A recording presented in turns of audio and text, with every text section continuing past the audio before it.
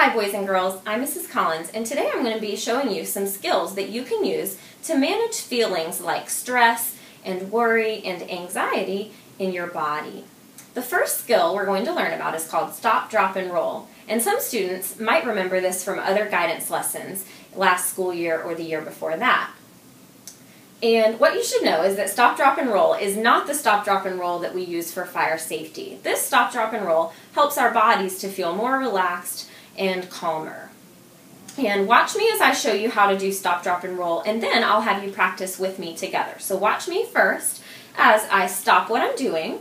I drop my head toward my chest, and then I roll it from side to side. And this helps stretch out the muscles in our neck and help us to feel calmer and more relaxed.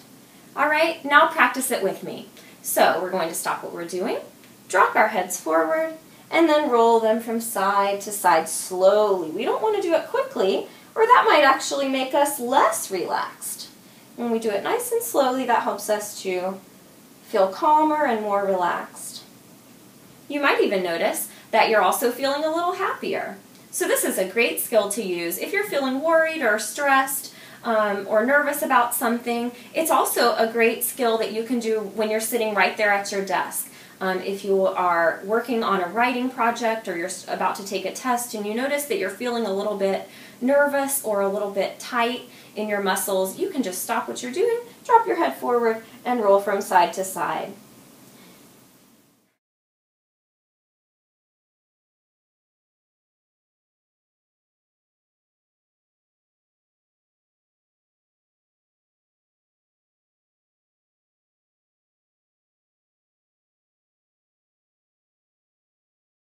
The next skill we're going to practice today is deep breathing. Deep breathing is something that you might hear teachers or people in your family talk about a lot, but it's important to know how to deep breathe properly so that you are going to help your body to feel more relaxed. This is another skill that can help us to manage stress and anxiety and worry in our body. So, in order to take a deep breath, we need to make sure that we're doing it quietly. Deep breaths shouldn't disturb those around us, and deep breaths should be slow. Again, we want them to be slow so that they're helping our body to become more relaxed rather than actually making us more stressed and more worried and more nervous. So, watch me as I show you how we can properly deep breathe. I'm going to take a nice deep breath in through my nose, and then I'm going to go out through my mouth. Again, it's quiet and slow. Now I'd like for you to do it with me. So let's take a slow, quiet breath in through our nose, and out through your mouth. Again, in through your nose, slowly and quietly, and out through your mouth. This is a great skill that you can use when you're sitting at your desk or if you're getting ready for a swim meet or a soccer game and you're feeling a little nervous or worried. It's a nice quiet skill. It doesn't disturb others and it doesn't draw a lot of attention to us.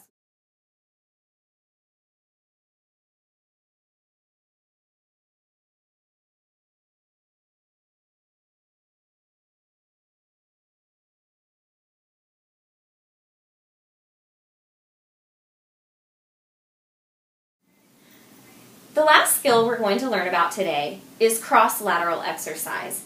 Cross-lateral exercises are any exercise that helps us, that crosses over the middle of our body.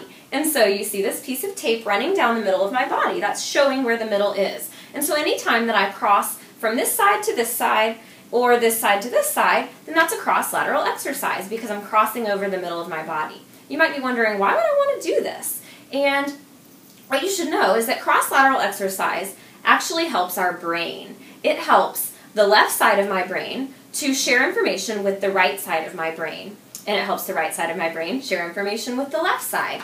And what that does is it makes my brain feel more energized and alert, and I can think more clearly and I'm ready for whatever I need to do.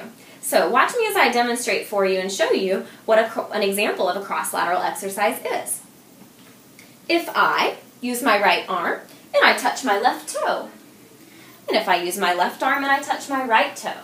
then you notice how my arm is crossing over the middle of my body, and so that's a cross-lateral exercise. And you might be thinking, oh, this is a stretch that I've done when I'm getting ready for a sports game or when I'm at PE sometimes. And yes, cross-lateral exercises happen naturally for us in different things that we might do, like sports or games or things that we do in school.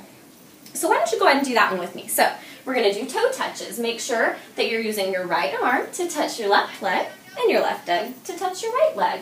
So make sure you're crossing over the middle of your body, and that's one example of an activity that helps your brain, helps the different sides of your brain share information, and it's going to make you able to think more clearly and be ready for whatever you need to do. Another skill, and you can do this one with me, is if we use our elbows to touch our knee. So I'm going to cross over the middle, and I'm going to touch this knee on the other side. And then I'm going to cross over the middle, and I'm going to touch this knee on the other side. So do this one with me. Kind of like marching a little bit. All right. Speaking of sports and other things that we do when we do cross-lateral exercises automatically, if I play baseball or softball and I'm about to swing the bat, then that's something, you notice how that's helping me to cross over the middle of my body, and so that's an example of a cross-lateral exercise. You might be able to think of, if you participate in dance class or gymnastics, about how sometimes when you cross over the middle, if I was going to do a cartwheel, then I'm crossing over the middle of my body. And so that's another example of cross-lateral exercises. If you play soccer, then you might kick the ball. So you notice how when you kick, you can do that with me, you cross over the middle of your body. Excellent. If you are somewhere and you need to wave for help, you might go, hey, I'm over here, and you're crossing your arms, and you see how that's crossing over the middle of my body. If I wanted to act like a cowgirl, like I had a lasso and I was swinging something around above my head, then that's a cross-lateral exercise. All right, and the last one that we're going to practice today, do this one with me, is if we make a really big 8 in the air, like this. Some people call this a figure 8. So if we make a big 8 motion, you see how my arm is crossing over.